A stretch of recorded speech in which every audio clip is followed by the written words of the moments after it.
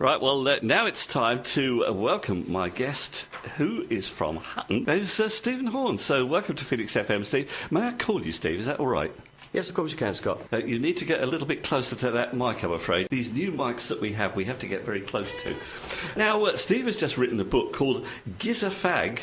But before we talk about that, let's find a little about you. Is this your first book? It's my first published book, Scott. I've actually been writing for many years. Started writing for my children when they were young. And that's what got you into writing? It was, yeah. I wrote them a series of children's books because I used to read them their bedtime stories and came up with an unusual Christmas gift one year. Had a story bound for them and got the bug and haven't stopped. Did you make up their bedtime stories before you actually went to actually publishing them and putting them in a book as such? Yeah, that's right, Scott. I've always had a vivid imagination, and rather than the traditional fairy tales, I used to make them up, and it went down a storm with them. That sounds good to me. But you're not a writer by trade, are you? No, I'm actually a builder, Scott, and I have been for many years. My writing's purely a hobby. You're still in the building trade, then? I still am a builder, yes. You can see me writing on the 714 to Liverpool Street. Well, I'm very impressed. You obviously get a seat, because it would be a bit tricky if you're having to stand up with the train wobbling all over the place. You don't often get a seat at 714 in the morning, Scott. Do you not? So No. you could always go down to the loo, I suppose, and have your own seat there. What about coming home in the evening? You do the same, do you? I write on the way, I write during work, when I get time, on pieces of timber and plasterboard and whatever's to hand, and I write all the way home into the early hours. And sometimes I guess that it's that if you're really busy writing on the train, that you could miss your stop and go on elsewhere. I have been known on a couple of occasions to end up in Chelmsford when I should have got off at Shenfield, yes. But you didn't end up in the sidings anyway. No, just come straight back. Right, but you're a builder and you've been in the building trade for quite some time, yeah? Many years, yeah. 25 years, I would imagine. Crikey, that's a long time. So is that what gave you the inkling to write this book, GISSA FAG? Because it's quite an earthy book, isn't it? It can be described as that, yes. Working on building sites, you come across all walks of life. It's the same as... Colourful people. Many colourful people, yeah. It's certainly not a book for children. It's definitely not a book for children, no. It's first and foremost, it's a comedy.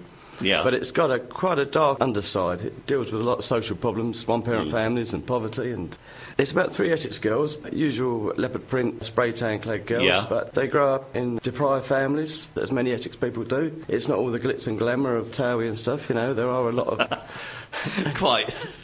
Many families have to deal with, more and more problems. So. How long did it take you to write it? Just over a year, Scott, with editing and covers and photography and stuff, yeah. Now, you've sort of hinted about what it's about, but can you give a little more detail about the plot? I've got three close friends who start out their working lives, as many girls do, in retail. They actually start off in a shoe shop in Romford High Street, but they have a yearning for more to fuel their retail addiction, as many girls have. And they embark on a life of crime, which rapidly spirals out of control. They end up embroiled with South London gangsters and good God. Japanese warlord, yes. How on earth do they get involved with them? You can't get that way. It snowballs rapidly. It's a bit of a roller coaster ride, really. Well, it sounds incredibly complicated. So perhaps we should establish, where can you get this book? Again, what is it called? And how much is it?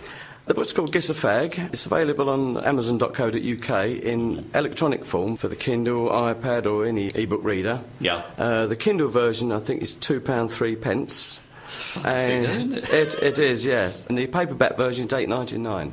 Right, okay, and you can get the paperback version again through Amazon. You can't get through Amazon. You can't get it in the shops at the moment. Not just yet. It's only available for Amazon at the moment, but hopefully soon it'll be in major bookshops. Now, you say that you're still sort of writing stuff all the time. So is that just a sequel to this, or something else that you're writing? I'm actually almost finished the sequel, which should be available within 6 to 8 weeks. Right. I've got a trilogy in mind. There's a wealth of material still to come. Now, I think you were telling me earlier that you're living above a pub, and so you get quite a lot of material from the characters that you see in the pub, right? That's right. I live above the Checkers in Hutton, and we have more than a few colourful characters that come through the doors.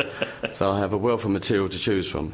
I take snippets from various customers. And when you're writing the book, how do you manage to keep all of the characters in character separate from one another. That must be very difficult. I think it's easier. The more characters you have, the more opportunity you have for dialogue, because they bounce off at one another with their various families, and I find it easy. I love dialogue. But the dialogue of one character isn't likely to be the same as the dialogue of another character, is it? So that must be difficult. I just draw on my experiences from my own family and friends and family. It comes quite natural, really. So you said the sequel should be available between 6 to 8 weeks, editing and the cover design, I would imagine. Yeah. And then what? Then a third, I would imagine, yeah. Any thoughts about going back to writing books for children or other books as well? Yeah, I have 6 children's books that I wrote for my own kids, that I have a friend of mine doing the artwork for those at the moment. Yeah. So you could see a Steve Horn children's book series on the horizon, I would imagine. And do you think you'd keep the same name of author